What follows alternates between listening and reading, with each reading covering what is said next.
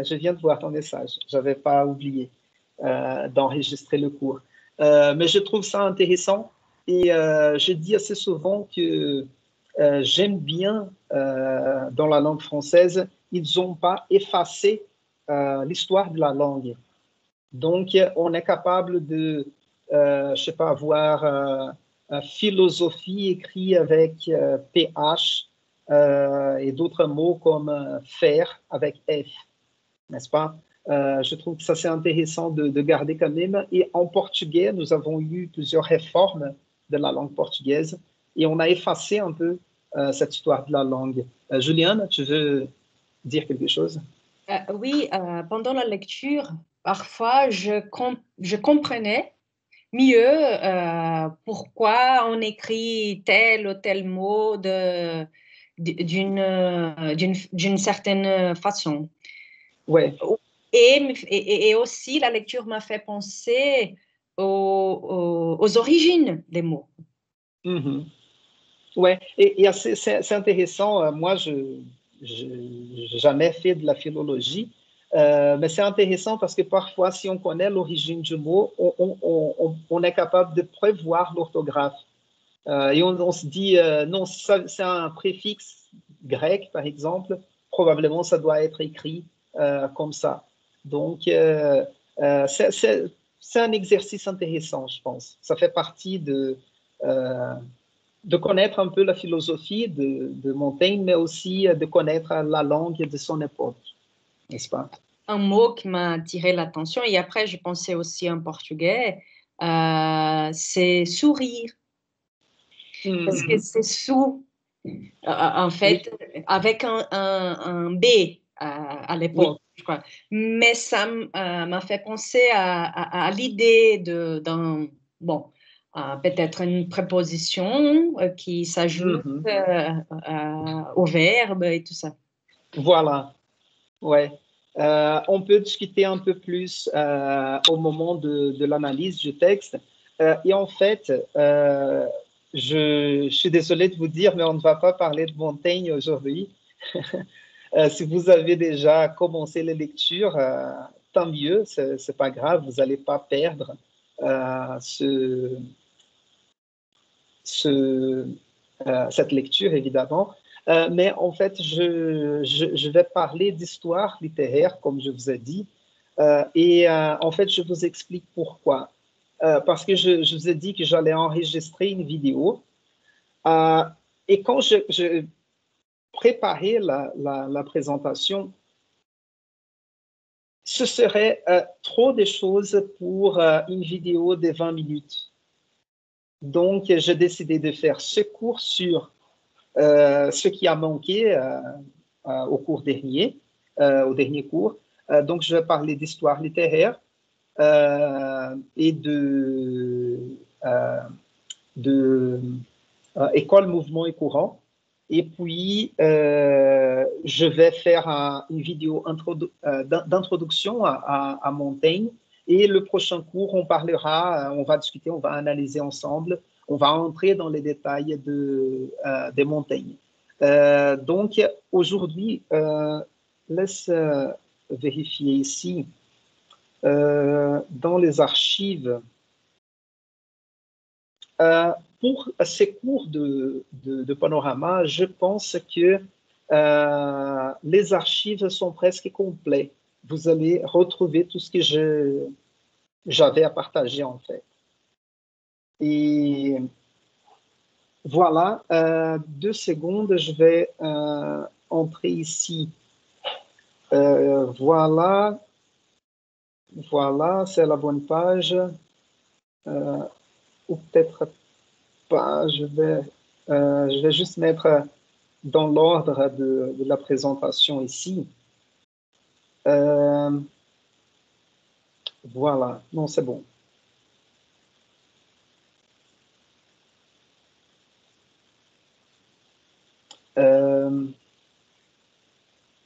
Voilà, non, c'est bon. Et je commence ici à partager l'écran. À bientôt, Lázaro. Je vois que tu t'en vas. Ici. Voilà. Et je commence, en fait, parce que c'est ça. Donc, je recule ici. Et donc, dans cette introduction, comme je vous ai dit, nous avons discuté la semaine dernière le concept de littérature, mais il reste encore certaines choses à parler, n'est-ce pas? Et on va entrer dans le concept d'histoire de la littérature et l'histoire littéraire. Et je vais introduire aussi ces idées d'école, courant et mouvement. Parce que tout au début, je peux dire que je compte sur ta participation, peut-être, Raphaël, parce que si je ne me trompe pas, tu as une formation en histoire, n'est-ce pas? D'accord. Donc, n'hésite pas à m'interrompre si tu veux faire une intervention sur conceptuelle sur l'idée d'histoire, d'organisation temporelle et historique des choses. Parce que peut-être ici, je peux entrer dans dans certains aspects de ton domaine et j'espère ne pas dire n'importe quoi. D'accord, donc n'hésite pas à me corriger si je dis n'importe quoi ici. Donc, pourquoi tout d'abord, encore dans le concept de littérature, ce qui est important à retenir, l'idée de littérature telle comme nous la connaissons aujourd'hui, c'est un concept moderne, n'est-ce pas? Et on parlait ici de Montaigne et de l'histoire de la langue, le mot littérature, on l'utilise encore aujourd'hui dans un sens large, c'est-à-dire tout ce qui est écrit, n'est-ce pas? Par exemple, un médecin peut dire non, j'ai jamais entendu parler de cette maladie dans la littérature. Et quand il emploie ces mots, la littérature, c'est tout ce qui a été écrit dans le domaine de la médecine. Il ne parle pas de littérature au sens strict, comme on utilise dans le cours de lettres, dans les études littéraires. D'accord? C'est-à-dire, donc, on avait historiquement cette idée, cette distinction de, tout d'abord, on va dire, littérature comme tout ce qui était écrit, et on faisait une distinction avec les belles lettres, c'est-à-dire le domaine de la rhétorique, tout ce qui était écrit, mais qui avait un travail quand même de style, de rhétorique, des pensées aussi. On mettait ensemble dans ce domaine de belles lettres. C'est-à-dire, le domaine de belles lettres n'était pas le domaine de la fiction ou de la littérature au sens moderne. D'accord? Donc, en tant que belles lettres, on comprend la poésie, l'histoire tout court, la philosophie, les traités de poétique, les traités philosophiques, etc. Les lettres, comme on va travailler ici, le texte de Montaigne, c'est de la pensée, de la philosophie, les lettres de Madame de Sévigné, tout ça, c'était pas logiquement, mais comment je peux dire, il me manque les mots, tout cela était légitimement considéré comme de belles lettres. Et à partir surtout du 18e vers le 19e siècle, on arrive à ces concepts modernes de littérature. Donc, cela dit, juste pour situer un peu, on va entrer dans l'idée de l'histoire littéraire. Parce que l'histoire littéraire, elle nous intéresse ici comme l'organisation de la connaissance littéraire que nous avons. Et c'est important, et je vais problématiser ça parce que l'histoire littéraire, cela ne peut pas être tout simplement une série de mémoires sur les œuvres ou sur les écrivains individuellement. Quand on se propose à faire une histoire de la littérature ou l'histoire littéraire, il faut dire que il faut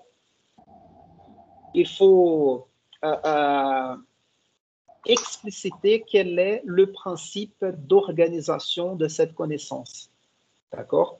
Donc, on essaye, c'est ça en fait, comment organiser de manière temporelle les œuvres et les écrivains. D'accord? Et donc, vous allez voir pourquoi je n'arrivais pas à faire ces cours dans une vidéo de 20 minutes, parce qu'on va aller un peu trop loin aujourd'hui. Et donc, je commence avec une citation ici un peu provocative ou provocatrice, et 2 secondes parce que je veux introduire en fait l'écrivain. Ici, vous avez ici l'écrivain, c'est Ernest Renan, et ce livre-là, il a été publié en 1890. Et le titre, c'est L'avenir de la science. Et Ernest Renan, il était écrivain, philosophe, scientifique, si je ne me trompe pas.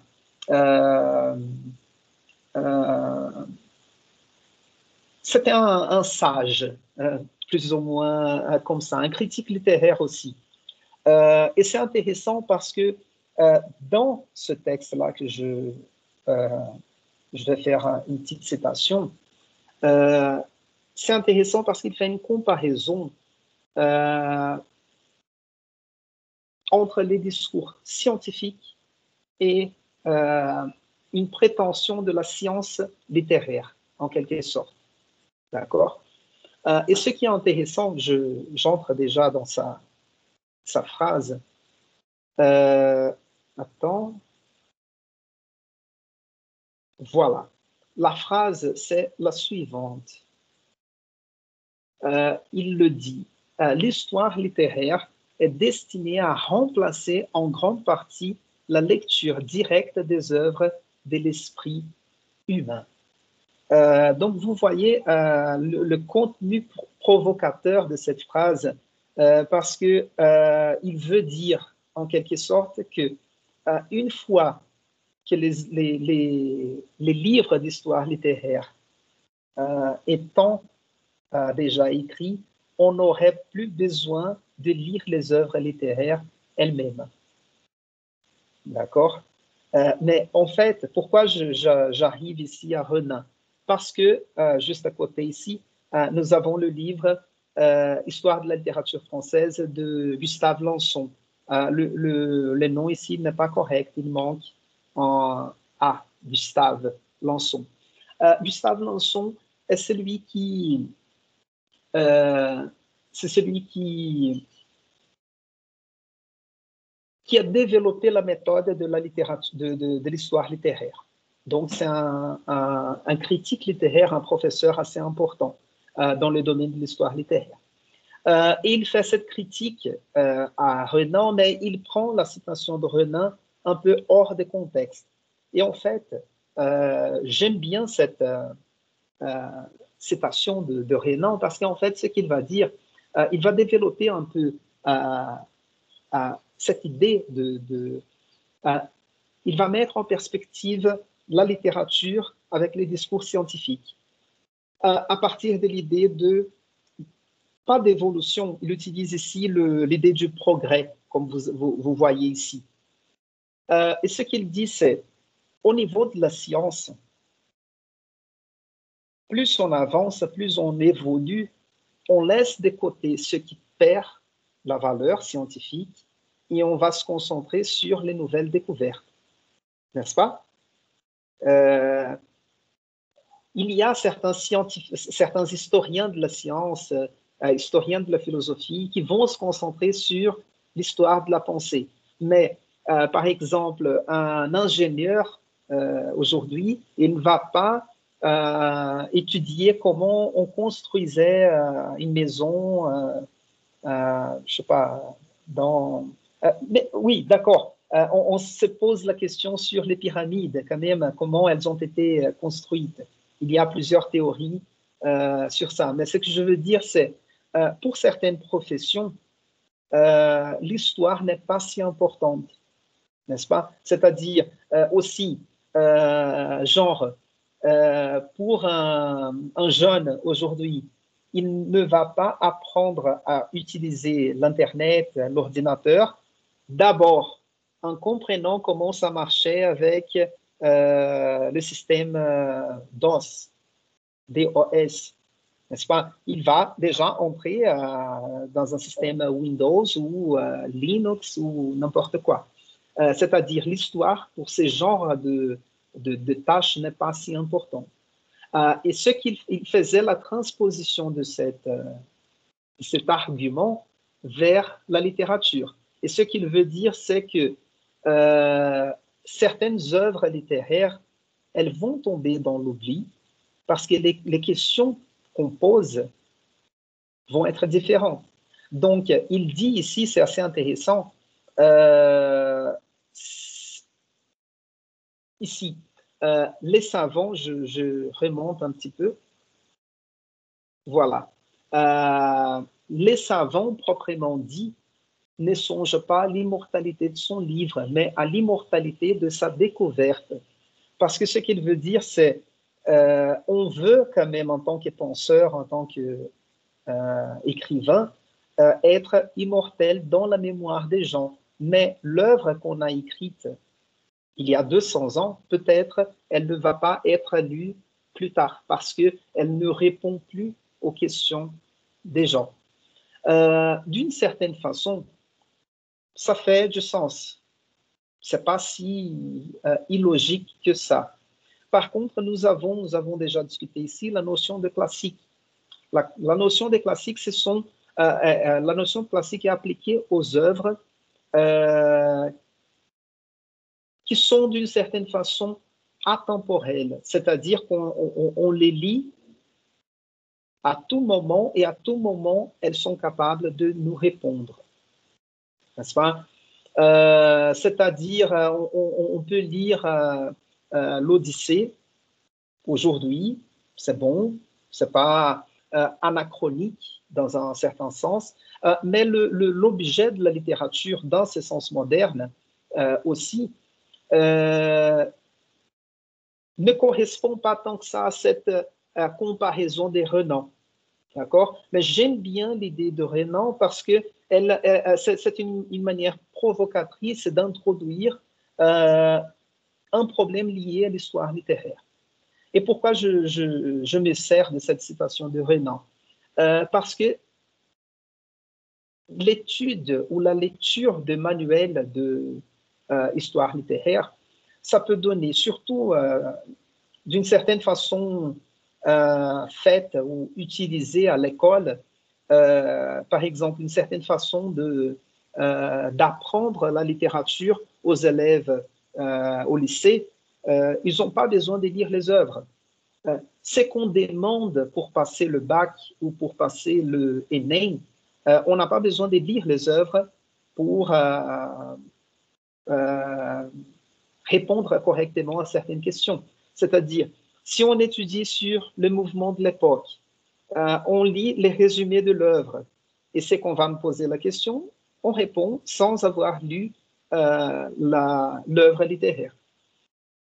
Donc, je vais entrer un peu dans la méthodologie, dans la méthode de Gustave Lanson, qu'elle est un peu plus élaborée que cette réflexion de Renan, parce que Renan, ici, ce qu'il propose, ce n'est pas une méthode d'étude littéraire ou de l'histoire littéraire. C'est une réflexion. C'est un livre de petits essais, de petites réflexions.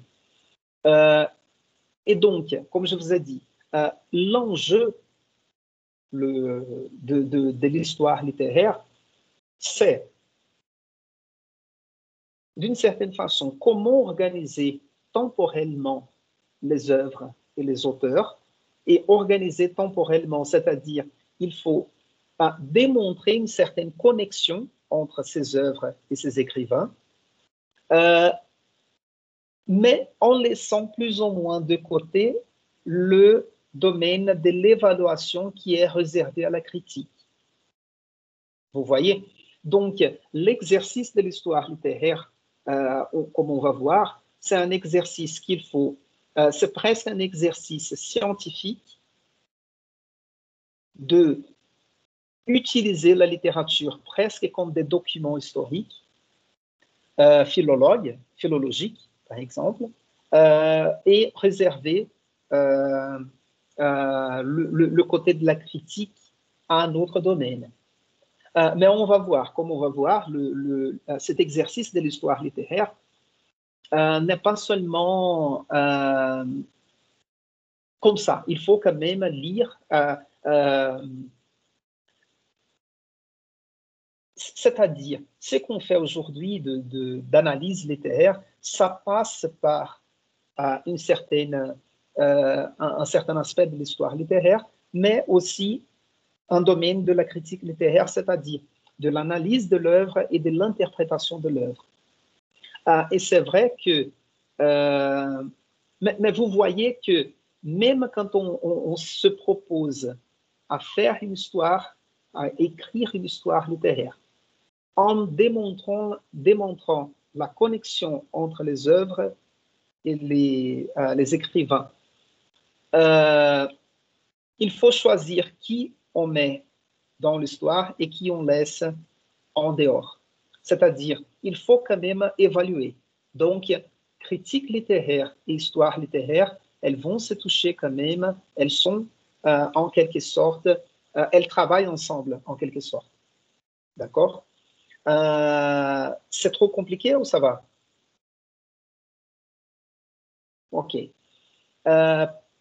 Et le but ici, en fait, c'est de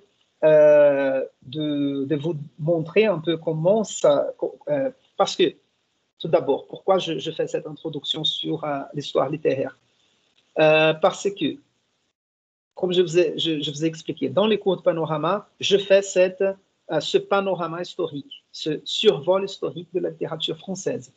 Et pour faire ce survol historique de la littérature française, il faut quand même expliquer pourquoi on est parti du XVIe siècle et pourquoi on est arrivé au XXIe siècle, pourquoi je fais certains choix d'œuvres ici, et en même temps, comment il faut lire ces œuvres, comprendre leur contexte et aussi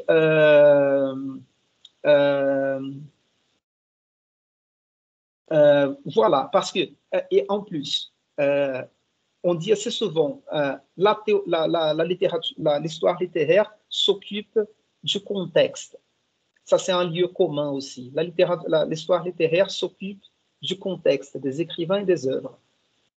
Et la critique s'occupe du texte, pour dire assez simplement. Mais on va voir que les choses ne sont pas si claires et si simples que ça. D'accord? Et pourquoi je fais ce parcours aussi?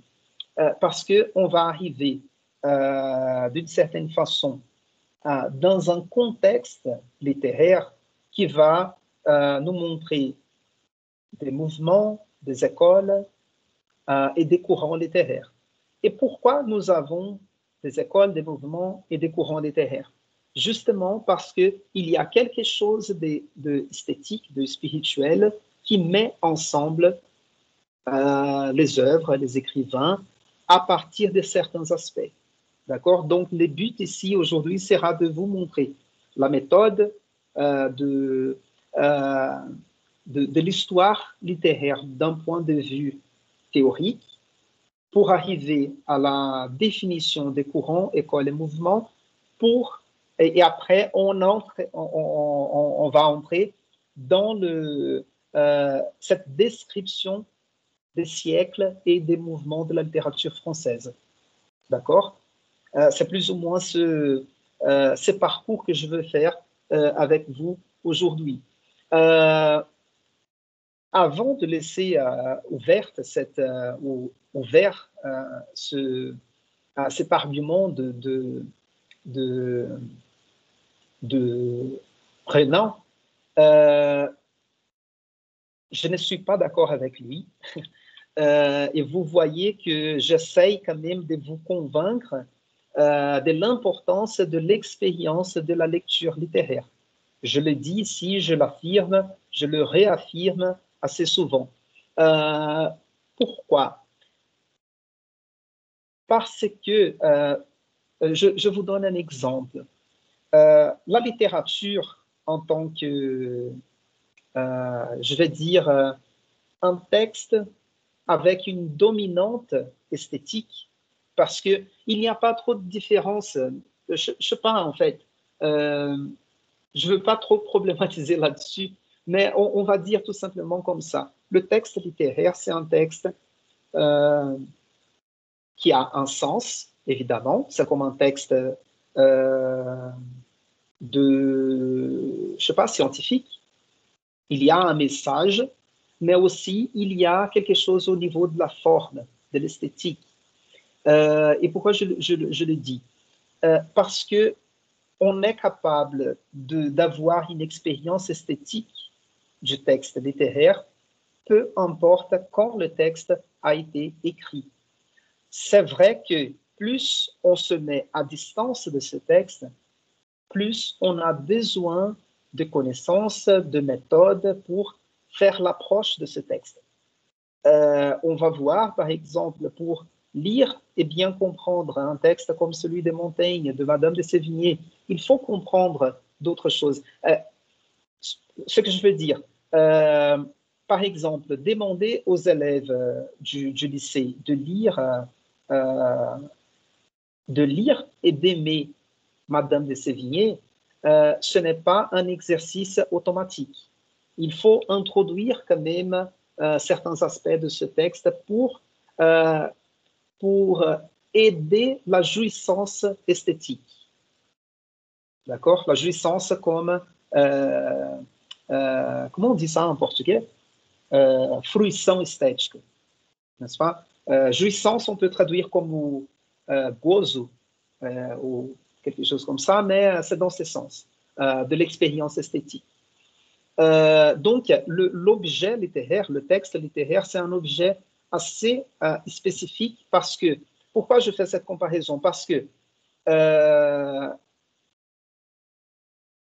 vous connaissez tous et toutes, je ne sais pas, certains principes de la physique newtonienne, n'est-ce pas? Mais on n'a pas forcément besoin de lire le texte de Newton, n'est-ce pas, pour connaître sa théorie. Parce que son texte, l'objet ou la particularité de son texte ne nous exige pas cette expérience esthétique, cette confrontation avec le texte. Évidemment, comme je disais tout à l'heure, si on est un historien de la science ou de la pensée, peut-être on va le lire. Mais pour notre connaissance, tout simplement, non. Mais l'objet littéraire, il nous propose une autre expérience du contact, de la confrontation avec le texte. Raison pour laquelle lire un texte littéraire ancien, c'est toujours valable, c'est toujours recommandable. D'accord? Et d'une certaine façon, parce que je vois ici dans la vidéo Raphaël, et en tant qu'historien, dans le domaine des sciences humaines, de manière générale, c'est toujours valable de revenir aux sources primaires. Parce qu'il y a quelque chose, parce que la base de notre science, si on peut l'appeler comme ça, les sciences humaines, c'est le texte avant tout, n'est-ce pas? Raison pour laquelle ce n'est pas un exercice anodin ou sans valeur de revenir au texte historique, etc. Cela dit, donc, j'entre dans les textes de Gustave Lanson. Donc, il y a ce débat, en quelque sorte, entre Renan, critique littéraire, écrivain, entre autres, et Gustave Lanson, ses professeurs de littérature à la fin du 19e siècle, qui écrit ce livre-là d'histoire littéraire. Et c'est intéressant, il a été publié la première fois en 1895. Et j'aime bien l'avant-propos ici, parce que d'une certaine façon, il introduit sa méthode de l'histoire littéraire. Et je surlignais ici quelques extraits à travailler avec vous. Donc, voilà ici où il y a la flèche, c'est où il fait la référence à Renan, qui disait que l'étude de l'histoire littéraire est destinée à remplacer en grande partie la lecture directe des œuvres de l'esprit humain. Et il continue ici, cette phrase est la négation même de la littérature. Elle ne laisse subsister que, elle ne la laisse subsister que comme une branche de l'histoire, histoire de mœurs ou histoire des idées. C'est-à-dire, on va lire un manuel d'histoire littéraire et on n'a pas besoin de lire l'œuvre littéraire, c'est-à-dire, Lançon ici, il pousse à la limite l'affirmation de Renan, cette affirmation un peu controversée. Un peu non, complètement controversée. Et donc, il va nous expliquer ici, en fait, pourquoi organiser la littérature autour d'une histoire littéraire, mais aussi ce qu'il fait, parce que Gustave Lançon peut être considéré comme un théoricien de la littérature, mais il était aussi professeur, c'est-à-dire son but avec ce livre d'histoire de la littérature française était aussi d'organiser tout ce qui a été écrit jusqu'à son temps pour ses élèves, n'est-ce pas? C'est construire une version avec une certaine organisation des événements ou de faits littéraires. Okay? Raphaël, comme a dit un ami historien, le texte est toujours un prétexte à insérer dans un contexte. Voilà. Les textualistes ne seraient pas d'accord. Voilà. Donc, on avance ici. Laisse voir.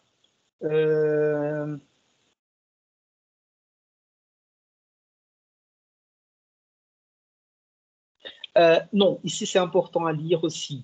Cette partie-là, pour la littérature comme pour l'art, on ne peut éliminer l'œuvre dépositaire et révélatrice de l'individualité. Si la lecture des textes originaux n'est pas l'illustration perpétuelle et le but dernier de l'histoire littéraire, celle-ci ne procure plus qu'une connaissance stérile et sans valeur. C'est-à-dire, cette organisation de la littérature comme une histoire littéraire, elle nous sert à organiser cette... Quand je dis organiser, je résume un peu, mais l'idée c'est de montrer quelles sont les influences entre les écrivains, quelles sont les connexions entre les œuvres, quelle est la connexion aussi entre l'histoire sociale, l'histoire de mœurs avec l'histoire littéraire. Parce que la littérature, elle n'est pas un objet de la simple inspiration des écrivains. Non, ces écrivains sont insérés dans un contexte social, historique, économique, philosophique, existentiel, etc. N'est-ce pas? Raison pour laquelle, à partir de cette formation dans un sens large, ils vont écrire et proposer leurs œuvres littéraires, n'est-ce pas? Et l'exercice de l'historien littéraire et du critique littéraire, c'est de travailler sur ces connexions, de démontrer ces connexions possibles entre les œuvres, possibles et évidentes, n'est-ce pas? C'est possible de proposer une comparaison, par exemple, entre les œuvres qui n'ont pas effectivement une connexion claire, mais assez souvent, ce qu'on fait, c'est par exemple démontrer la connexion entre les écrivains romantiques et les écrivains surréalistes. Il y a une connexion claire, c'est-à-dire les écrivains surréalistes, ils ont développé un projet littéraire qui était basé sur un projet littéraire des écrivains romantiques, basé sur le rêve, l'imagination, la subjectivité, évidemment qu'ils ont fait de façon différente. Mais il y a une influence claire de la littérature romantique sur la littérature surréaliste. Cela ne veut pas dire que les surréalistes vont répéter l'esthétique romantique. Ce n'est pas cela que j'ai dit, d'accord? Mais voilà, on avance.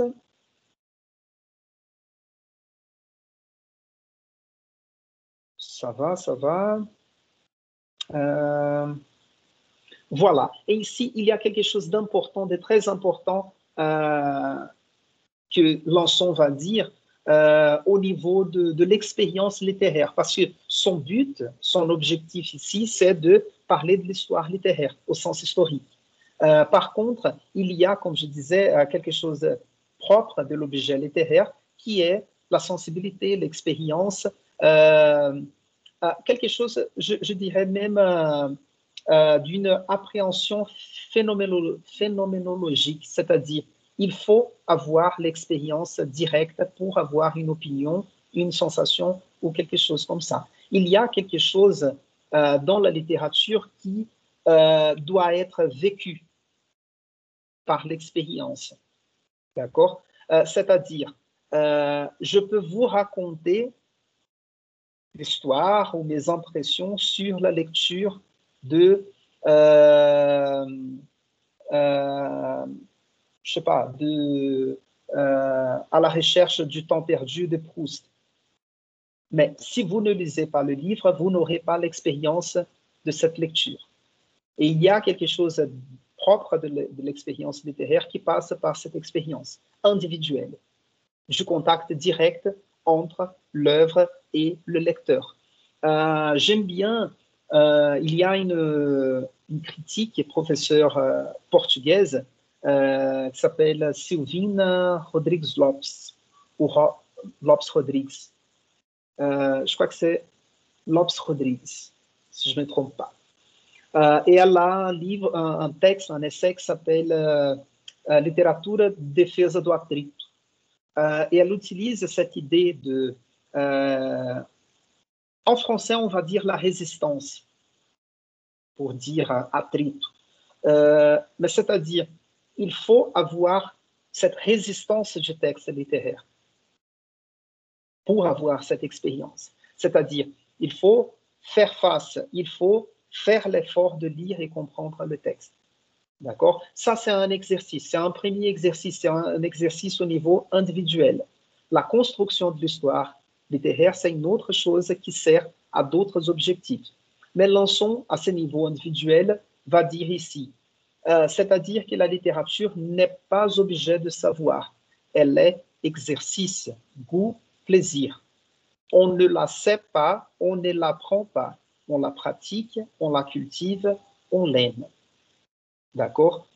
Et ici, tout en bas, il continue, la littérature est destinée à nous fournir un plaisir, mais un plaisir intellectuel, attaché au jeu de nos facultés intellectuelles et dont ces facultés sortent fortifiées, assouplies, enrichies. Et ainsi, la littérature est un instrument de culture intérieure. Voilà son véritable office. Et pourquoi Lançon commence à parler de cet aspect individuel de l'expérience littéraire s'il va parler d'histoire littéraire. C'est ça les points les plus importants, à mon avis, de son livre ici, et c'est pourquoi j'insiste dans cette exposition. Parce qu'il parle ici où il ne parle pas au lecteur courant, au lecteur amateur. Il parle à moi, il parle à vous en tant que professeur. D'accord? C'est-à-dire, on ne va pas exiger d'un lecteur, par exemple, mon père. Mon père est ingénieur de formation, mais il aime bien la littérature. et il va lire Érico Veríssimo, et il va lire Harari, le professeur israélien qui devient célèbre à présent, qui parle de l'humanité, etc. Donc, c'est ça, en fait, il va lire Érico Veríssimo sans s'inquiéter sur la place d'Érico Veríssimo dans l'histoire de la littérature brésilienne. Il ne s'intéresse pas à quel mouvement il était attaché, quelle est son importance pour la littérature brésilienne, est-ce qu'il a laissé une influence aux écrivains qui sont venus après, ou quelle était sa formation intellectuelle pour arriver à écrire ses romans comme il l'a fait. Non, il va se concentrer sur la lecture, il va avoir un moment de plaisir, il va avoir cette expérience, peut-être il va être peut-être, d'accord, plus sage, plus intelligent, parce que parfois on pense que plus on lit, plus on est sage, n'est-ce pas? Mais on sait très bien que les choses ne marchent pas, ces choses-là ne marchent pas ensemble. Il y a une capacité ou un besoin de réflexion qu'il faut venir avec, et parfois cette réflexion, elle vient avec, mais elle vient de travers aussi. Donc,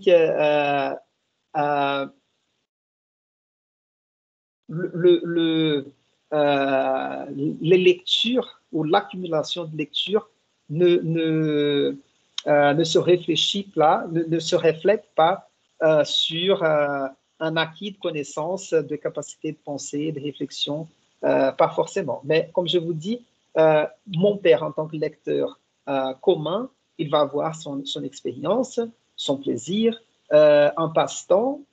Pendant qu'il lit le roman d'Érico Veríssimo, il ne va pas penser à ses problèmes, il va voyager, il va se transporter à un autre temps, etc. Il va rêver, etc. C'est tout. Et c'est à ça qui sert la littérature à la plupart des lecteurs. Mais en tant que professeur, il faut, parce qu'en tant que professeur de littérature, il faut quand même une certaine organisation de cette connaissance, une certaine organisation historique, et on peut même ajouter diachronique et synchronique, n'est-ce pas? Parce que c'est-à-dire, il faut avoir une capacité ou une connaissance de la littérature de manière diachronique, c'est-à-dire au fil du temps historique, mais aussi si on prend un moment historique comme les romantismes, par exemple, et pour ça, j'ai fait la critique à la façon dont la littérature est assez souvent enseignée à l'école, parce que si je mets en évidence ou je mets en relief certaines caractéristiques communes du romantisme, je peux donner à un élève une impression que tous les écrivains romantiques sont pareils.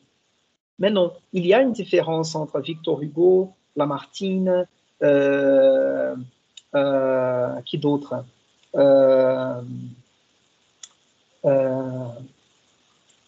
L'autre, c'était qui? Houellebecq. Oui, exactement. Si on pense de manière synchronique aujourd'hui, nous avons Houellebecq qui a sa particularité en tant qu'écrivain, mais on a Leila Slimani en même temps. Nous avons Annie Ernaux qui a un autre projet littéraire, n'est-ce pas? Et peut-être dans quelques années, dans quelques décennies, on sera capable de voir une caractéristique commune à ces écrivains que nous avons aujourd'hui, qu'on voit de manière assez différente. Donc, peut-être dans l'avenir, on sera capable de mettre ensemble Houellebecq, Annie Ernaux et Leila Slimani, n'est-ce pas? Peut-être. Moi, aujourd'hui, je ne suis pas capable de le faire. Je les pense de manière assez distincte. Mais quand on regarde aujourd'hui les écrivains romantiques, on est capable quand même de voir une certaine, ou de reconnaître une certaine similarité entre leurs projets littéraires. Cette idée de projet littéraire ou de similarité de projet littéraire sera importante quand on parlera de mouvement école et courant. D'accord? Ce sera la fin du cours aujourd'hui. Donc, voilà, je passe la page et j'entre ici. Je crois que c'est ça que je voulais citer. Voilà, ici. C'est cet aspect de la systématisation de la connaissance littéraire qu'on exige des professeurs, des chercheurs, des étudiants en lettres. Évidemment, par exemple, en tant que professeur de français, imaginons que vous allez devenir des professeurs de français et pas forcément des professeurs de littérature. La littérature va vous servir comme un chemin vers la culture, la façon de penser des Français, etc. L'esprit français, de manière générale. Et de la langue française aussi, comme on a commencé aujourd'hui à parler de Montaigne. La connaissance littéraire on acquiert dans les études littéraires, ça nous sert aussi pour l'enseignement de la langue. Parfois, nous avons une question d'un élève, qu'un élève nous pose, sur pourquoi, je sais pas, pourquoi le passé composé se fait avec un verbe auxiliaire et un participe passé. Je ne sais pas répondre. Moi, je ne sais pas répondre. C'était juste un exemple. Mais peut-être on est capable de montrer historiquement comment ça a changé. C'est possible de le faire. Et peut-être, par exemple, les niveaux de systématisation que moi, en tant que professeur de littérature française, j'ai besoin d'avoir, peut-être je vais vous exiger juste une notion de cette systématisation. Vous devez savoir quelles sont les caractéristiques principales du romantisme, du surréalisme. Vous aurez la notion quand même de certains noms d'écrivains. Ah oui, je connais au 19e siècle Hugo, Baudelaire, Mallarmé. Du 20e siècle, André Breton, Céline et Proust, n'est-ce pas? Mais vous voyez que pour faire cette distinction ou cette séparation, il faut déjà avoir une notion de systématisation, n'est-ce pas? Juste pour vous donner un exemple bête, souvenez-vous de quand Marcel Adjiné, il était à l'MTV et il y avait une émission avec d'autres humoristes, comédia MTV, et il a fait une parodie de funk qui s'appelait Gaiola das Cabeçudas, n'est-ce pas? Il faisait la parodie de plusieurs funk très célèbres. Il disait des choses comme qual a diferença entre Lutero e Kant, um é iluminista, o outro protestante, etc. Et à cette époque, où par exemple, il disait surra de Schubert, parce qu'il y avait un funk un peu vulgaire, surra de Bunda, si je ne me trompe pas. Mais pourquoi je reviens à cet exemple, je viens à cet exemple de Marcel Adjiné.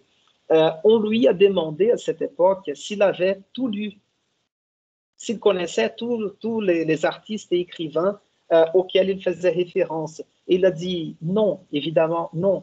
Mais il avait quand même une notion, il savait qui, ou peut-être il a fait une recherche pour utiliser certaines caractéristiques bonjour, Héloïse, je vois que tu viens d'entrer. Mais Héloïse, en tout cas, le cours est enregistré, tu peux le regarder après. Je vais le disponibiliser sur la salle virtuelle. Mais donc, ce que j'ai dit, c'est quand même, il avait une culture générale qui le menait vers la référence à ces artistes, philosophes, écrivains, etc. Donc, En tant que professeur des langues, on va vous exiger peut-être une notion, mais quand même une notion un peu plus solide, un peu plus ferme que de quelqu'un comme mon père, qui est juste un lecteur, un amateur de littérature. Mais si vous voulez quand même devenir des professeurs de littérature, on va vous exiger un peu plus. Comme je vous ai dit ici, peut-être au premier cours, je ne sais pas, que la formation en littérature, c'est quelque chose de parcours et pas de cours. C'est quelque chose qu'on construit tout au long de la vie, n'est-ce pas? Donc, je reviens ici à la citation de Lançon. Voilà, ici. Je ne comprends donc pas qu'on étudie la littérature autrement que pour se cultiver, et pour une autre raison que parce qu'on y prend plaisir. Donc, on étudie la littérature pour avoir du plaisir. D'accord. Sans doute, ceux qui se préparent à l'enseignement doivent systématiser leurs connaissances, soumettre leur étude à des méthodes et la diriger vers des notions plus précises et plus exactes, je dirais, si l'on veut, plus scientifiques que les simples amateurs de lettres. Et Lançon utilise ici des notions plus scientifiques parce qu'il fait partie d'un mouvement, pas d'un mouvement, mais d'une période historique de développement de certains courants scientifiques. Donc, à cette époque, la critique littéraire, elle était divisée grosso modo entre la critique scientifique, qui était la critique universitaire, et la critique impressionniste, qui était celle de journalistes qui parlaient plutôt du goût, n'est-ce pas? Une critique qui n'est pas forcément liée à une méthode. Et quand je parle de méthode ici, c'est une procédé, une façon de faire les études littéraires. Vous savez, par exemple, j'ai ici Raphaël et Juliane comme exemple. Quand on fait une thèse, un master ou un doctorat, pour l'écriture de la thèse, assez souvent, aujourd'hui on change un petit peu, mais assez souvent, il faut faire un chapitre méthodologique, c'est-à-dire on explique le chemin, le parcours qu'on va faire de recherche, n'est-ce pas? La définition des concepts, ce genre de choses. Mon père, par exemple, il n'a pas besoin de dire Capitão Rodrigo était un personnage rond ou un personnage complexe, ou le narrateur de Dom Casmurro, ou je sais pas, n'est pas fiable. Non. Mais nous, on a besoin de cette systématisation et d'une boîte à outils, je vais dire une boîte à outils, uma caixa de ferramentas, pour analyser, pour expliquer, pour apprendre la littérature aux autres. C'est-à-dire, je contredis ici Lançon quand il dit qu'on n'apprend pas, on vit, n'est-ce pas, la littérature, mais quand même, on provoque cette expérience littéraire chez les élèves. Donc, ici, dans cet avant-propos, Lançon, ce qu'il fait, c'est exactement ça. Il dit que la littérature pour les amateurs, c'est ça, mais pour les professeurs, c'est une autre chose. Pour les professeurs, on a besoin d'une méthode, on a besoin d'être scientifique, on a besoin de ça, ça et ça. D'accord? Laisse voir encore ce qu'il y a à présenter ici.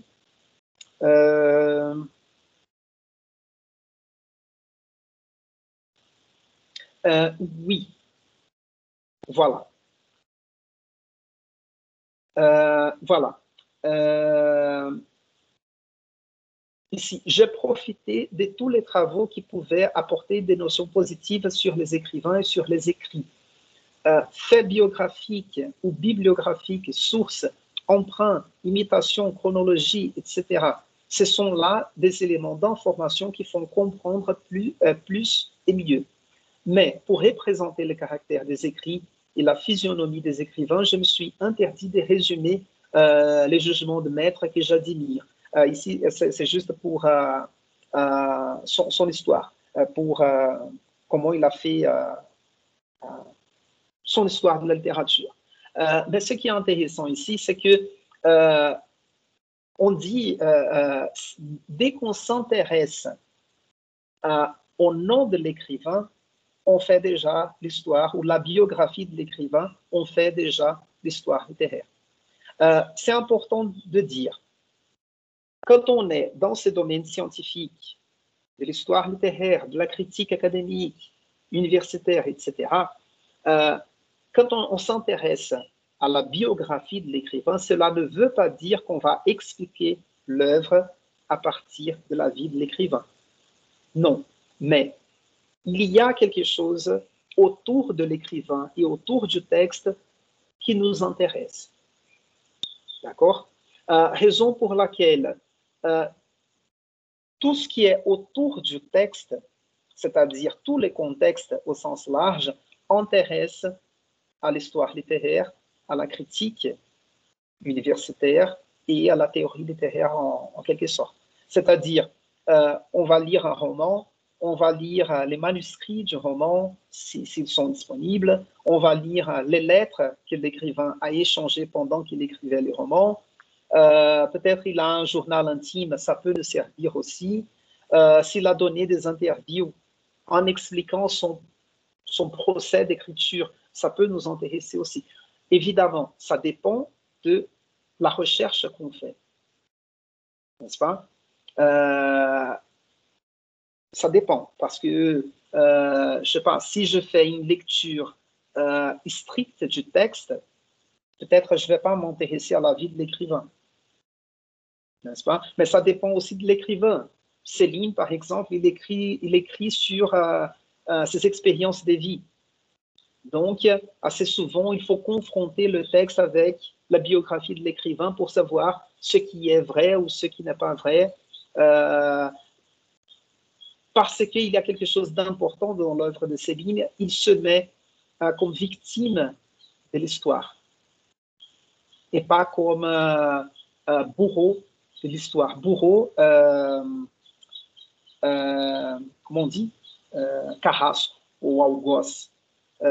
Et quand je dis ça, c'est parce que, comme je l'ai dit assez souvent, Céline a écrit des textes antisémites. Et après, quand ça dégringole, ça capote sa vie, il revient, il essaye de reconstruire son histoire, disant qu'il était persécuté par les autres. Donc, il essaye de retourner l'histoire et de dire qu'en fait, il n'était pas les bourreaux, mais plutôt la victime.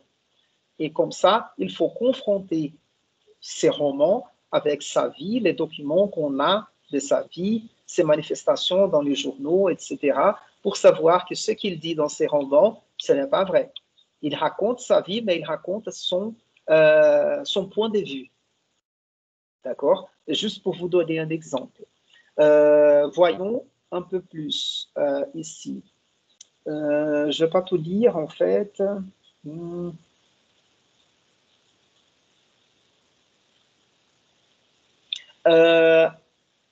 Non, ça va. C'est juste intéressant, mais pas nécessaire pour notre réflexion ici aujourd'hui.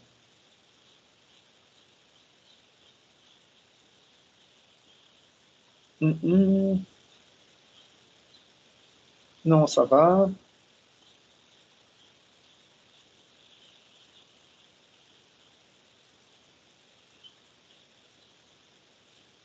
Non, ça va.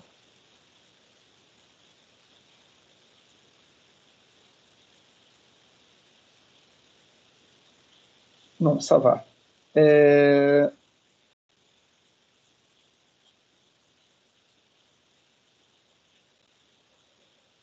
Voilà, notion d'influence. Non, je ne vais pas entrer dans ce domaine-là, mais je passe. Oui, pardon, ça va.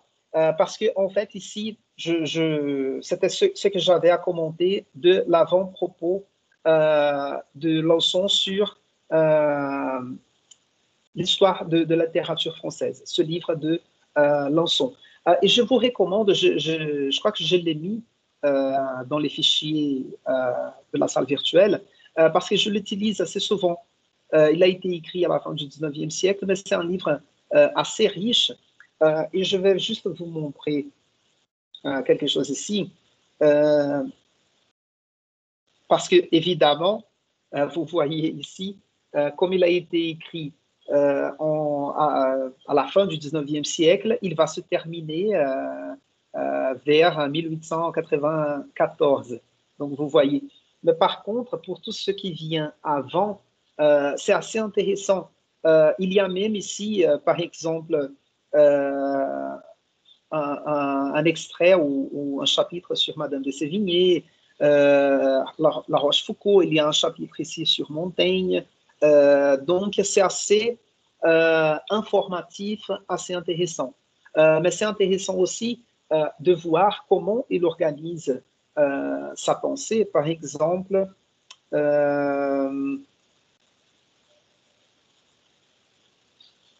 voilà. Ici. Donc, je vous montre ici la table de matière de l'histoire littéraire de Lançon. Donc, il commence par le Moyen-Âge. Il y a l'avant-propos dont je vous ai lu quelques extraits. Et la première partie, le Moyen-Âge. Introduction, origine de la littérature française, éléments et développement de la langue. Donc, il va commencer par la langue française, caractère de la race, cause générale de la diversité littéraire, physionomie générale du Moyen-Âge. Et puis, donc, vous voyez que ce qu'il nous donne ici, c'est une espèce de contexte. Il situe la langue française au Moyen-Âge, un caractère de la race, c'est-à-dire, sans problématiser le concept, mais presque un domaine de la nationalité. La race ici comprise plus ou moins dans ce sens. Les causes générales de la diversité littéraire et physionomie générale du Moyen-Âge. C'est un contexte historique et puis il va entrer dans certains genres littéraires. Littérature héroïque, donc chansons de gestes, après les romans bretons, l'histoire, donc ici il va entrer dans les chroniques de l'histoire. Donc vous voyez que dans ce premier moment, le moment du Moyen-Âge ici, il va considérer comme littérature les historiens, c'est-à-dire les chroniqueurs du Moyen-Âge, c'était ces écrivains qui racontaient les événements historiques et qui ont vécu, qui ont témoigné l'événement historique du Moyen-Âge ou qui ont quelqu'un a rapporté, quelqu'un qui a vécu les événements, leur a rapporté comme, je vous ai donné l'exemple ici de la lettre de Pero Vaz de Caminha. N'est-ce pas? Donc, il considère ici comme littérature plus ou moins, je dirais, les belles lettres. Tout ce qui était écrit au niveau de la pensée, de la philosophie, de l'esprit humain. Donc, il va faire un panorama un peu comme celui-là. Donc, ça, c'était juste pour vous montrer un petit peu l'histoire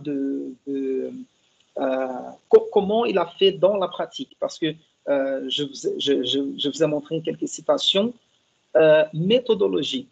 Et ici, je vous montre juste un aperçu de comment il a fait dans la pratique son histoire littéraire.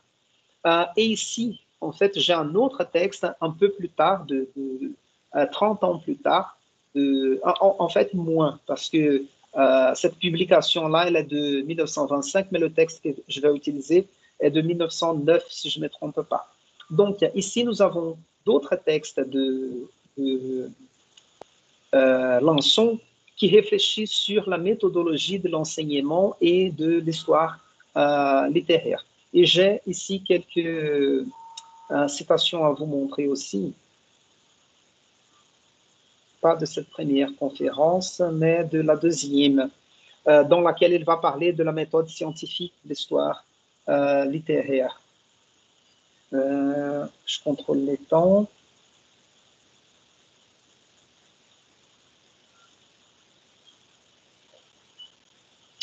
Non, ça va.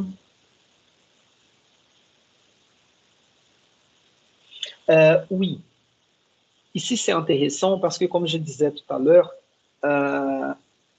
Gustave Lançon était inséré dans un contexte du développement des sciences générales en tant que discipline moderne, de cette séparation entre sociologie, histoire, la critique littéraire même, la biologie, etc. Les sciences politiques, voilà. Et donc, c'est intéressant de voir cette comparaison qu'on fait entre...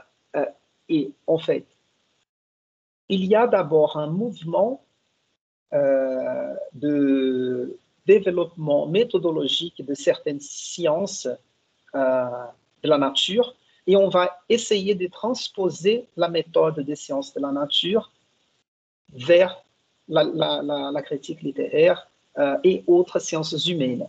Raison pour laquelle, par exemple, nous avons la théorie de l'évolution de Darwin, n'est-ce pas? Et nous avons Ferdinand Brunetière, qui est un autre professeur et critique littéraire, qui va essayer d'expliquer les genres littéraires à partir de cette notion d'évolution. Et comment il le fait? Il va faire un panorama de certains genres qui existaient dans l'époque classique, la Grèce ancienne par exemple, comme l'épopée. Et l'épopée, qui était un texte narratif mais à envers, il laisse, on va dire, il laisse d'exister et il va être remplacé par les romans en tant que évolution de l'épopée ancienne. Vous voyez? Et c'est-à-dire, on va laisser de côté parce que la façon de penser, l'esprit a changé, donc le genre littéraire est une espèce de reflet du monde, de la façon de penser, et donc la façon de penser a changé, les genres littéraires ont changé aussi. Vous voyez? Donc il essaye d'expliquer les changements au niveau des genres littéraires à partir d'une théorie de l'évolution. Ça, c'est une théorie, d'accord? On n'a pas besoin d'être d'accord avec lui et de penser que les romans modernes est vraiment l'évolution de l'épopée.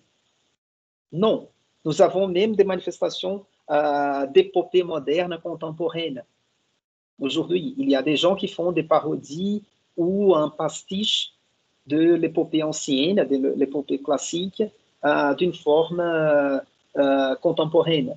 Mais peut-être le roman, comme on connaît aujourd'hui, peut-être c'est quelque chose qui nous parle plus directement à notre façon de penser aujourd'hui et de vivre le monde. Et peut-être, je ne sais pas, peut-être d'ici 50 ans, on va revenir à la poésie lyrique et on va laisser de côté les romans. C'est possible. D'accord? Mais ce que je veux mettre en relief, c'est au niveau des théories explicatives, Brunetière essaye d'expliquer les transformations des genres littéraires au fil de l'histoire à partir d'une idée d'évolution.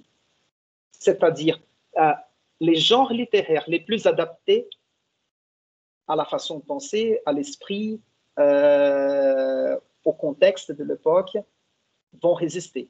Les autres vont disparaître comme les dinosaures ont disparu parce qu'ils n'ont pas réussi à surpasser ou à surmonter le météore qui est tombé sur la Terre, n'est-ce pas? Et les manques de nourriture, etc.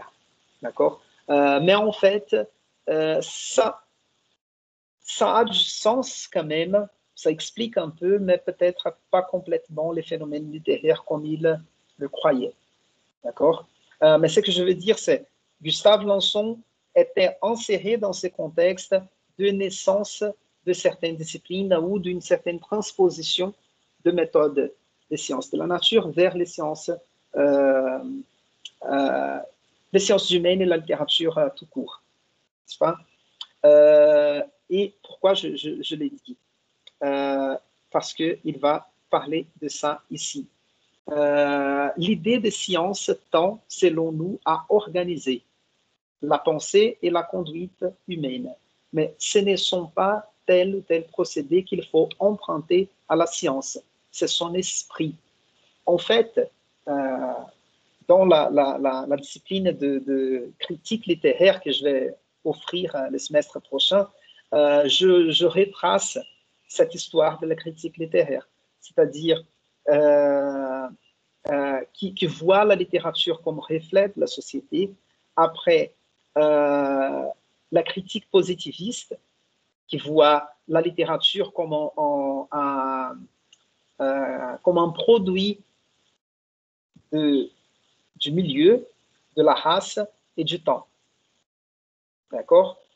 Qui ne laisse pas, parce qu'en fait, ce qu'on fait, c'est la transposition de la sociologie presque positiviste, n'est-ce pas?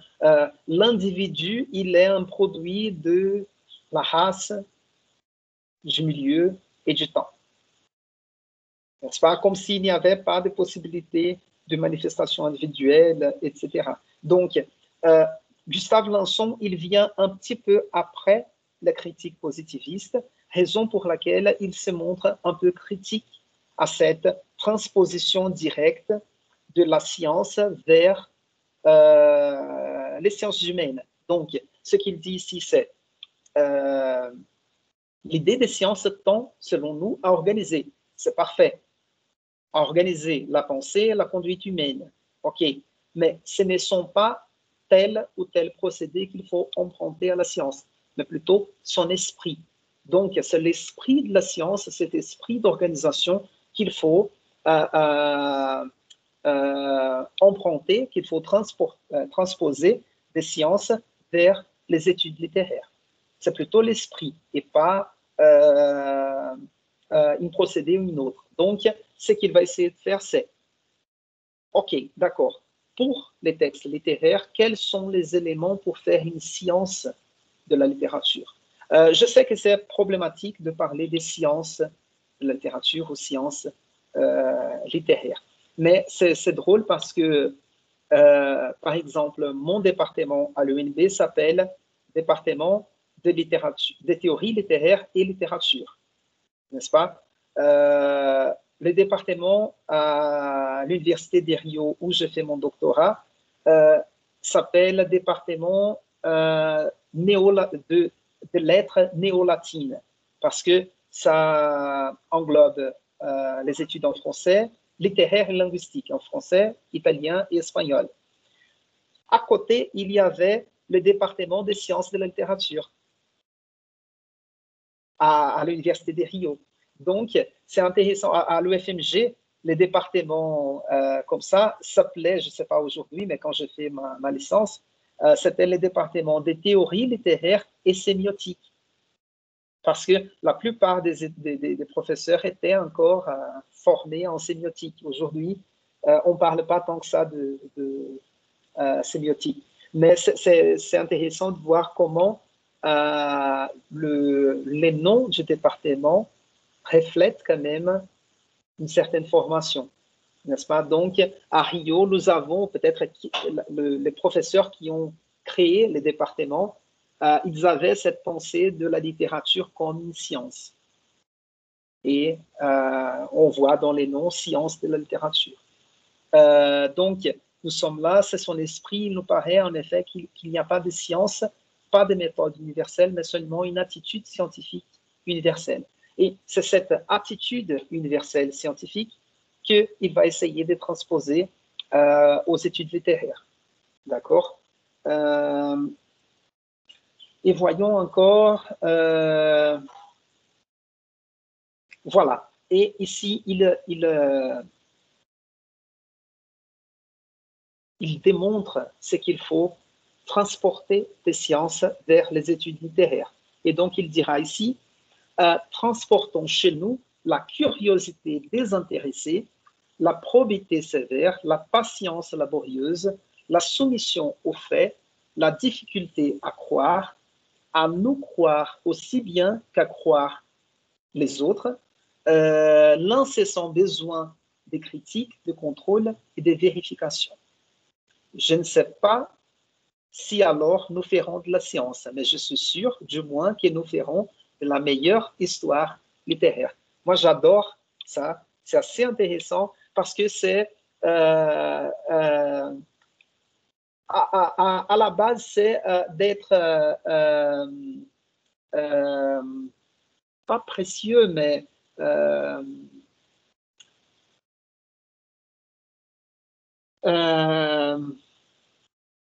comment je peux dire ça? De bien travailler le texte. Je cherche encore une autre expression, mais c'est d'être sérieux avec l'objet de recherche. C'est ça, de prendre au sérieux l'objet de recherche. N'est-ce pas? C'est-à-dire, je ne vais pas lire n'importe comment ou je ne vais pas, comme on dit en portugais, viajar dans les textes. Je ne vais pas aller trop loin dans les textes. Non, c'est ça. Le texte me permet de comprendre ça, oui. Quels sont les éléments du contexte de ce texte qui nous permet de comprendre ou de juger un tel écrivain ou un autre? Vous voyez? Donc, c'est cette, je dirais, cette posture scientifique, désintéressée, parce que la curiosité désintéressée, elle est importante. Pourquoi? Je vous ai dit, par exemple, Céline, je l'ai étudiée. Je vois ici Luciane qui garde un petit sourire. Je vais parler de Houellebecq au lieu de parler de Céline. Houellebecq est plus proche. Sérotonine, c'est le roman qu'il a fait publier en 2019.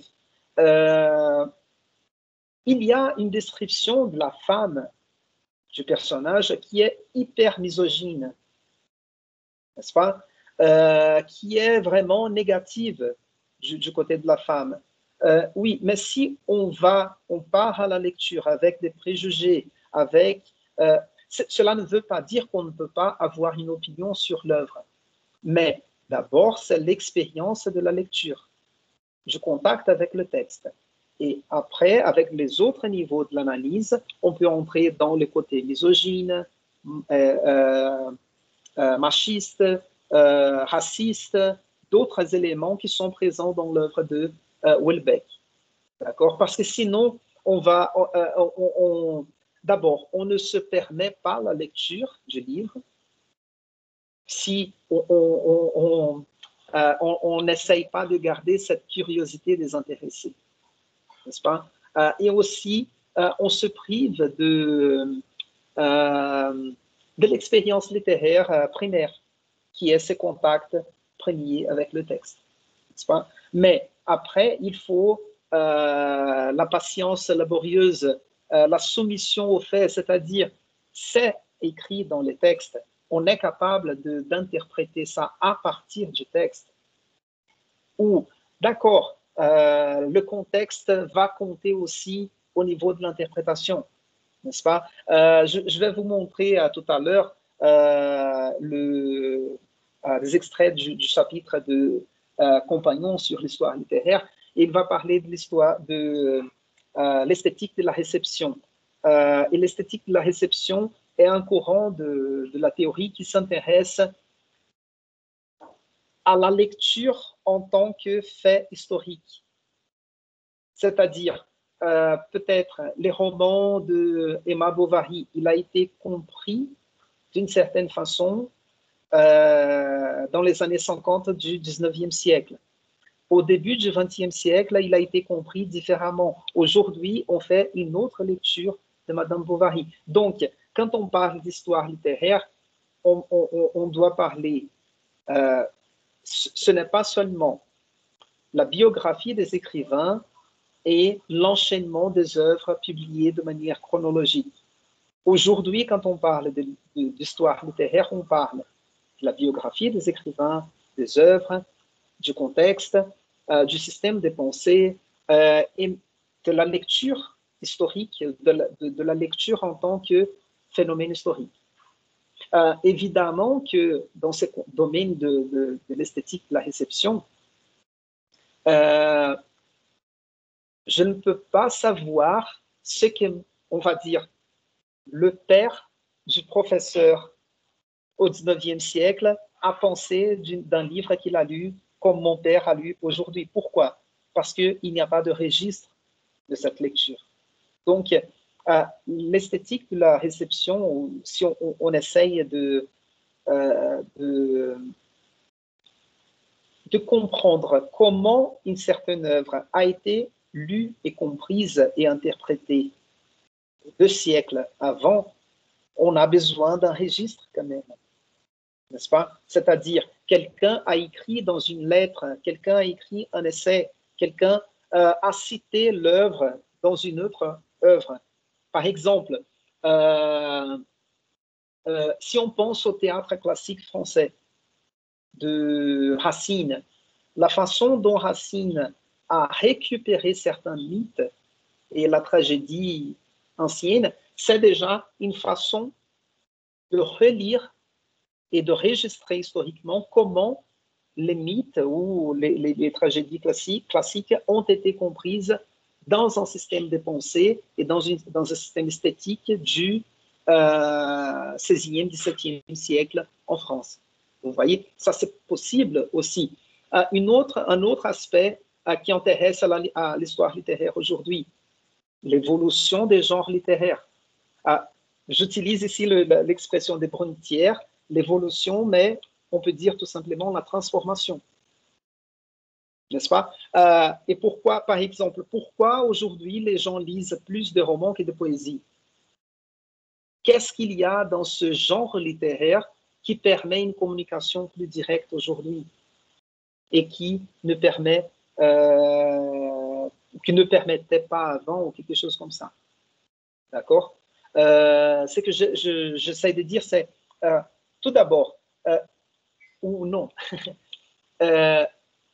d'une certaine façon, ce qu'on fait au niveau du master, du doctorat, en tant que thèse et dissertation, ce sont des travaux qui s'insèrent d'une certaine façon dans l'histoire littéraire aujourd'hui. Si, comme disait Raphaël tout à l'heure ici dans le chat, si on sert d'un certain prétexte, d'un texte pour parler d'un contexte, on fait déjà l'histoire littéraire. D'accord? Donc, l'histoire littéraire aujourd'hui, elle n'est pas tout à fait séparée, éloignée de la critique littéraire. Ce qu'on fait au niveau de la critique littéraire, c'est-à-dire au niveau des études littéraires universitaires, ce qu'on fait aujourd'hui, c'est un mélange d'histoire littéraire avec la critique littéraire et parfois de la littérature comparée. N'est-ce pas? Si on met ensemble des systèmes littéraires ou artistiques ensemble, c'est de la littérature comparée en quelque sorte. Ouais, voilà, ok. Laisse voir s'il y a encore quelque chose à dire ici. Non, ça va.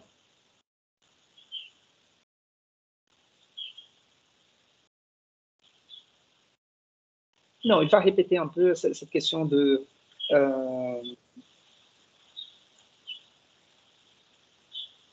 non, c'est intéressant, mais pas... voilà, ici, et peut-être je peux terminer avec cette citation. Voilà.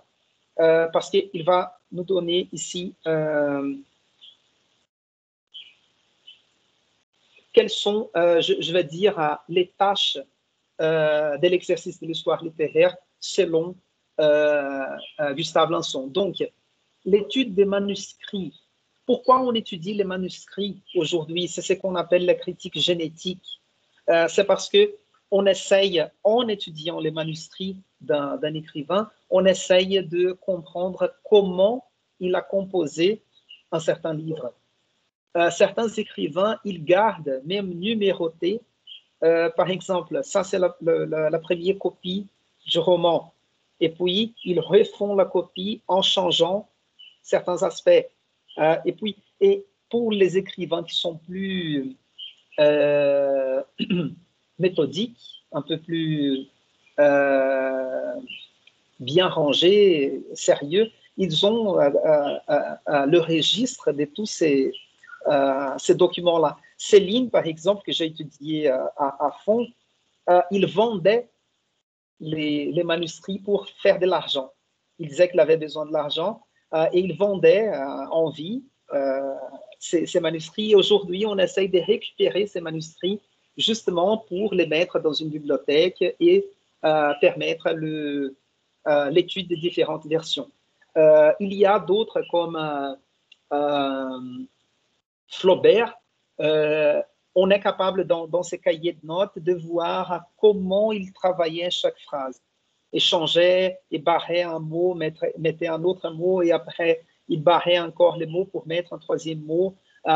C'était une quête infatigable de la perfection, n'est-ce pas? Il y a d'autres, si on pense par exemple à certains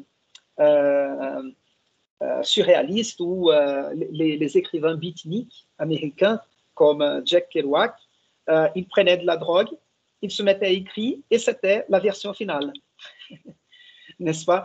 Il y a un poème de Paul Leminski que j'aime bien à ce niveau, dans ces contextes, qu'il dit quelque chose comme ça, je ne me souviens plus, c'est du livre Distraídos Venceremos. Je ne me souviens plus du poème exactement, mas é quelque chose comme ça. Qualquer coisa que eu escrevo não tem jeito, já é um clássico. Assim, eu ponho no papel e já vira um clássico. Ça nous donne cette idée qu'il n'y a pas de travail de forme. Je sais que Leminski, il dit le message du poème de celui-là, mais il travaillait quand même ses textes. Mais il y a d'autres écrivains dont la poétique, dont la façon de travailler, c'est « je ne corrige pas mes textes ». N'est-ce pas? C'est le débit des consciences, par exemple. On se met à écrire, les écrivains surréalistes faisaient ce genre d'écriture automatique, n'est-ce pas? Donc, on ne fait pas la correction, on laisse le texte tel comme il est venu et on essaie d'écrire rapidement tout ce qui vient à l'esprit, on met sur le papier. D'autres vont travailler à l'exhaustion, n'est-ce pas? Donc, c'est le manuscrit, il nous intéresse à ce niveau. Donc, je reviens au texte de Lançon ici. Étude des manuscrits, collation des éditions, discussion d'authenticité et d'attribution, c'est-à-dire, surtout pour les textes les plus anciens, parfois, on a la copie d'un texte qui n'est pas signé. Et il faut vérifier dans les textes quelles sont les caractéristiques de ce texte pour dire si le texte est authentique ou pas, ou s'il appartient à tel écrivain ou à un autre.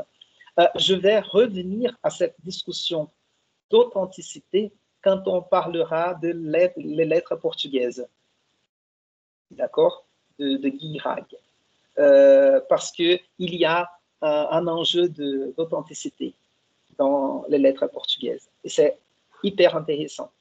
Les collations d'édition, par exemple, c'est pour, comme je disais tout à l'heure, je n'ai pas vérifié la qualité de l'édition de Montaigne, mais pour faire une thèse sur Montaigne, il faut se fier sur une édition fiable, c'est-à-dire le texte qui est dans cette édition est fiable. Le texte est correct, il n'y a pas de faute d'orthographe, il n'y a pas de faute d'autre chose. Assez souvent, je vous donne un exemple de Luis Costa Lima. Je ne sais pas si vous le connaissez, c'est un critique littéraire brésilien et théoricien hyper important.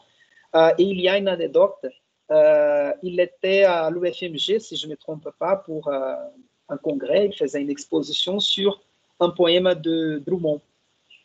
Et quand il a construit son analyse du poème, son interprétation du poème, et soudain, quelqu'un a dit, mais Kostanim, le mot dans ce poème de Drummond, ce n'est pas celui-là, c'est un autre mot. Et puis, il a vérifié, et en fait, il y avait une faute de l'écriture du poème dans l'édition qu'il a utilisée. Donc, vous voyez, c'est quelque chose qui c'est important. Ces genres d'éditions pas chères, de poche,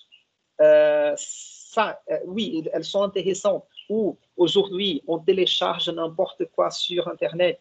Parfois, moi, je fais attention à ce que je partage avec vous. Mais parfois, j'arrive pas à trouver une bonne édition. Et je partage avec vous. Je sais pas, ici, je crois l'édition de l'enfance, je sais pas si c'est avec vous ou dans les cours de romans. Mais c'est l'enfance de Nathalie Sarraute. Sûrement, ce n'est pas une bonne édition. Il n'y a pas, par exemple, l'éditeur, l'année de publication. C'est un texte que je trouvais sur Internet. Je peux comparer avec une bonne édition, oui, d'accord, c'est un peu comme ça, mais pour vous faire lire ce livre de Nathalie Sarraute, c'est la meilleure édition que j'ai trouvée. Pour notre cours ici, ça va, ça passe. Mais je ne peux pas utiliser cette édition de Nathalie Sarraute pour écrire un article et faire publier dans une revue académique. Parce que je ne fais pas confiance à la qualité du texte. S'il y a des fautes d'orthographe, ou s'il y a... Parce que quand on parle de fautes d'orthographe, c'est facile à reconnaître. Mais ici, il y a un extrait du texte qui manque. À qui je vais porter plainte? À la police? Ou je vais taper sur réclame à qui? Ouais. Je vais taper sur réclame à qui? Non, je ne suis pas content. J'ai trouvé cette édition dans n'importe quel site internet et je me suis trompé parce qu'il y avait un paragraphe qui n'était pas présent, qui manquait du texte. Donc, quand on parle ici des collations d'édition, c'est un peu ça, c'est de étudier les manuscrits, comparer, trouver la bonne forme du texte et après, on arrive à une édition ou à une version fiable du texte. Chronologie, bibliographie, recherche de sources, dessin d'influence, histoire des réputations et des livres, dépouillement des catalogues, des dossiers, statistiques de diversification, liste méthodique d'observation de grammaire, des goûts et des styles, que sais-je encore. Tous ces moyens d'étude si lents, si délicats, et qui accablent la paresse ingénieuse, pressée de conclure, sont des procédés de contrôle, de réduction et d'interprétation dont l'utilité est de jalonner si bien notre route qu'il nous devienne impossible, malgré toutes les tentatives du dédain, de nous en écarter. Et juste pour vous donner un exemple, voilà, ici. Ça, c'est une édition de la Pléiade de Céline. Ce sont les 3 derniers romans de Céline. Je vous montre rapidement, parce qu'ici, nous avons une préface de l'éditeur. Nous avons le texte des romans. Après, nous avons, je ne sais pas si vous voyez ici,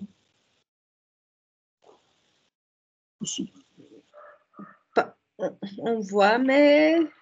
Oui, mais je vous lis. Quand même. C'est notice, note et variante. Donc, nous avons les variantes du texte, c'est-à-dire tous les manuscrits qui ont été retrouvés. S'ils avaient des variantes, on aura des variantes ici, c'est-à-dire variante A, B, C. Nous avons quoi d'autre? un vocabulaire de Céline, argotique, quoi d'autre? Donner de l'expérience sur l'expérience de l'écrivain. Il y a des notes un peu partout. La moitié du livre, vous voyez, c'est un livre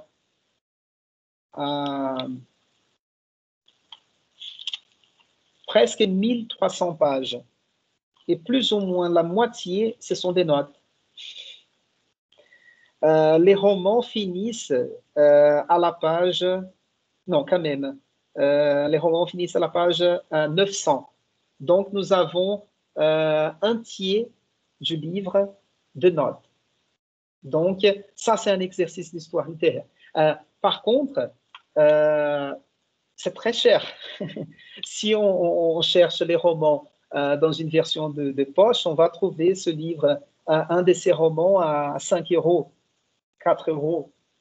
Mais une version comme celle-là, c'est quand même plus cher. Mais c'est une édition vraiment de chercheurs ou des choses comme ça. Je me souviens d'écouter ou de mon directeur de thèse qui m'a dit réserve un budget pour acheter la Pléiade de Céline parce que tu ne peux pas faire une thèse sur Céline sans une bonne édition. Et moi, j'avais, au début du doctorat, les éditions de poche. Donc, c'était cet exemple. Et je pense ici, là, c'est juste faire un survol sur le texte de Compagnon, le chapitre l'histoire, parce que je fais quelques notes ici avant de finir.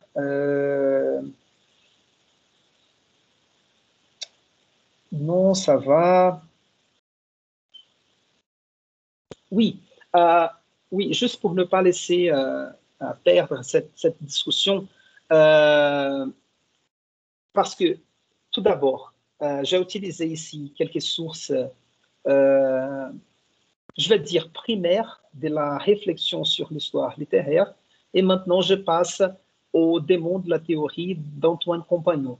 Antoine Compagnon, ce livre, il a été publié dans les années 90, je pense, si je ne me trompe pas.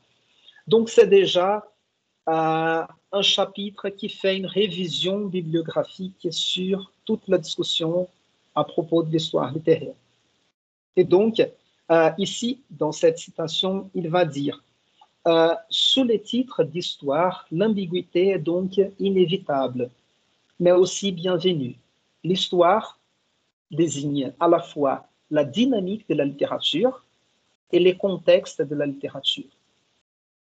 Okay? La dynamique, quand il parle de la dynamique, c'est les influences entre les auteurs, entre les œuvres. Et quand il parle des contextes, c'est les contextes historiques, sociaux, philosophiques, etc. Donc, l'histoire littéraire, elle réfléchit à tout ça.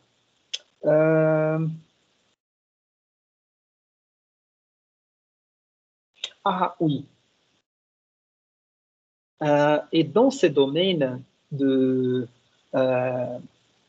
l'histoire littéraire, nous avons ici, à cette réflexion sur la littérature et l'histoire, au double sens, devront être associés toute une série de termes appartenant à des oppositions familières, comme imitation et innovation. Donc, quand on se met dans ce fil de l'histoire littéraire, il faut toujours réfléchir à ce qui est innovation et à ce qui est imitation. C'est-à-dire, par exemple, quand je vous ai dit la relation entre les poètes surréalistes et les romantiques, il y a un côté d'imitation, par exemple au niveau de certains sujets, certains thèmes, mais il y a l'innovation au niveau de la procédure. N'est-ce pas? Si certains poètes romantiques étaient ouverts à des expériences hallucinogènes, les poètes surréalistes étaient ouverts à des expériences de la conscience, pas forcément provoquées par l'usage de substances. Vous voyez? Donc, il y a imitation, innovation, ancien et moderne.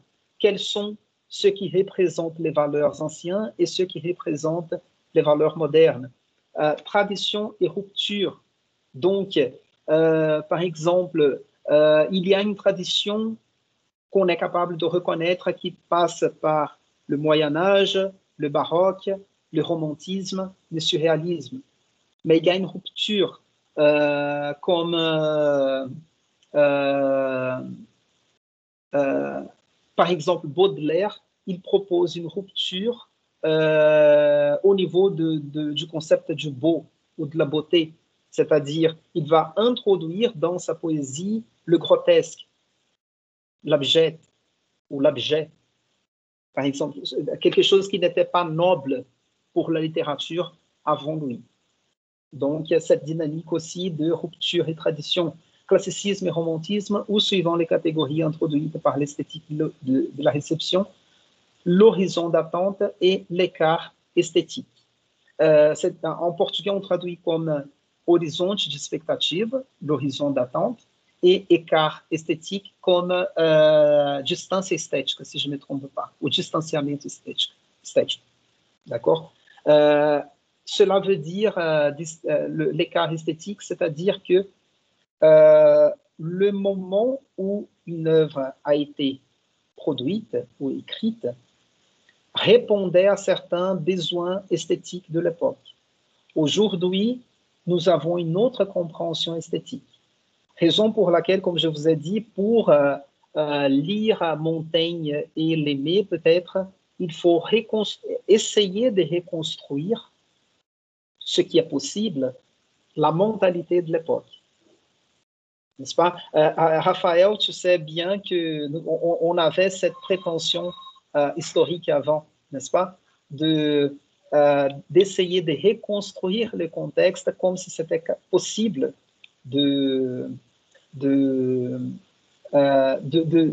presque de revivre un contexte du passé.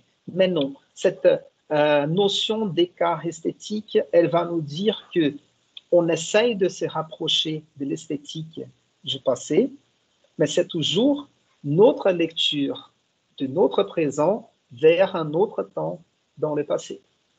Et ça provoque cet écart esthétique. Cette notion d'étrangeté ou de défamiliarisation par rapport à l'esthétique d'une autre époque. D'accord? Et je crois que je m'arrête là. C'était intéressant, mais je crois que c'est bon pour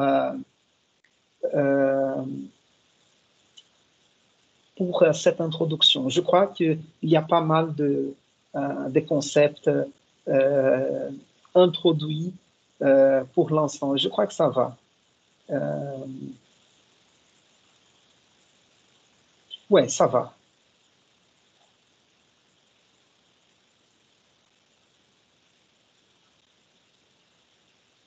Oui, oui, je suis content.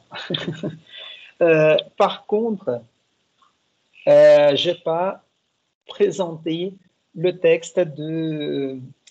je change ici, il est déjà midi, et je ne vous ai pas parlé de Stalloni. Celui-là. L'introduction au courant école littéraire, etc. Et donc, comme je vous ai dit tout au début, il y a je vous ai dit que je n'ai pas préparé une vidéo sur cette introduction à l'histoire littéraire parce que ce serait trop de choses pour une vidéo de 20 minutes. Mais maintenant, je suis capable de faire une vidéo de 20 minutes sur l'introduction de Stalloni sur les courants, les écoles, les mouvements littéraires.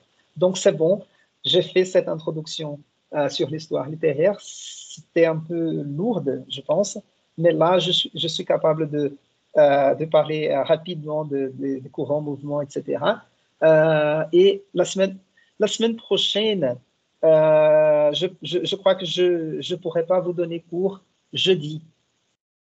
Donc, je vais vous envoyer la vidéo sur histoire sur Stalloni et école, mouvement et courant. Et je vais faire une vidéo d'introduction sur l'humanisme et Montaigne. Et la semaine suivante, la première semaine de mars, je voudrais avoir cours ou faire cours mardi et jeudi pour compenser la semaine prochaine. D'accord? Mais je fais pareil. J'enregistre, je disponibilise pour ceux qui ne pourront pas être présents pendant le cours. Donc, la semaine prochaine, on n'aura pas cours, mais je vais vous envoyer la vidéo courant, mouvement, école, humanisme et Montaigne. Et la semaine d'après, la première semaine de mars,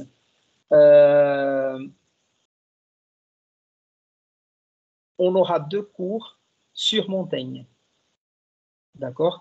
2 secondes parce que je vais vérifier ce que vous avez écrit ici sur le chat et voir si j'ai quelque chose à vous répondre. Raphaël, juste pour ajouter, la seconde moitié du 19e siècle, l'époque de l'institutionnalisation, professionnalisation des universités en Europe. Vous voyez, voilà. Il y avait une dispute entre les différents domaines de connaissances. Par conséquent, à ce moment-là, il est nécessaire de réaffirmer l'autonomie et la méthode de chaque domaine. Et voilà, Pierre Bourdieu travaille bien sur ce sujet. Et c'est pour ça qu'on parle aussi de l'autonomie de la littérature aussi à cette époque. Et comme je vous parlais tout à l'heure de belles lettres et littérature au sens moderne, c'est exactement ce tournant au 19e siècle.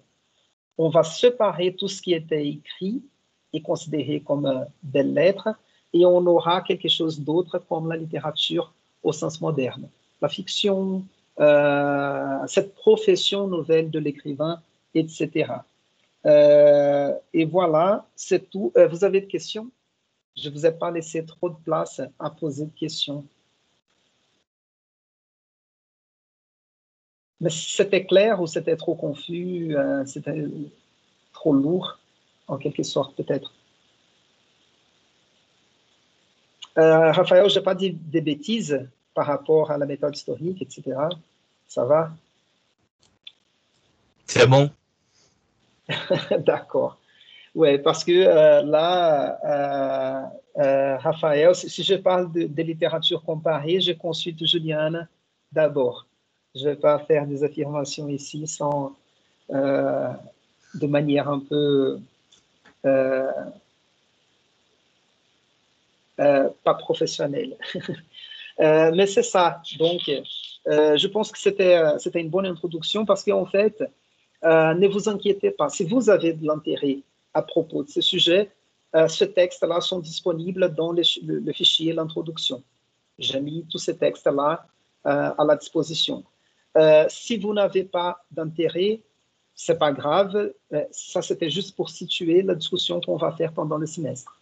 D'accord? Donc, certains sujets ici vont revenir au fil des discussions qu'on va entretenir pendant le semestre. D'accord? Et d'une certaine façon, ça guide plus ou moins mon approche de la littérature. D'accord? Moi, j'essaie quand même de voir la littérature plus ou moins de cette façon. J'essaie de reconstruire un certain contexte pour essayer de comprendre la situation historique d'une œuvre, mais quand même, j'essaie de me voir, de me percevoir en tant que lecteur aujourd'hui avec les valeurs que j'ai construites. Vous voyez? Et de distinguer quelles sont mes valeurs, mes idéologies, des idéologies qui sont présentes dans l'œuvre. Parce que j'essaie de vous montrer la complexité des œuvres. D'accord? Et de ne pas juger comme c'est bon, c'est pas bon, ou j'aime ça, ou ça c'est le meilleur écrivain, ou des choses comme ça. D'accord? C'est un peu ça, mais je suis toujours ouvert aussi à des contradictions. Si vous n'êtes pas d'accord, vous êtes libre pour affirmer vos opinions ici. je vais les respecter, même si je ne suis pas d'accord. Et vous êtes libre aussi pour ne pas être d'accord, même si... et c'est ça, on se respecte dans les différences. D'accord.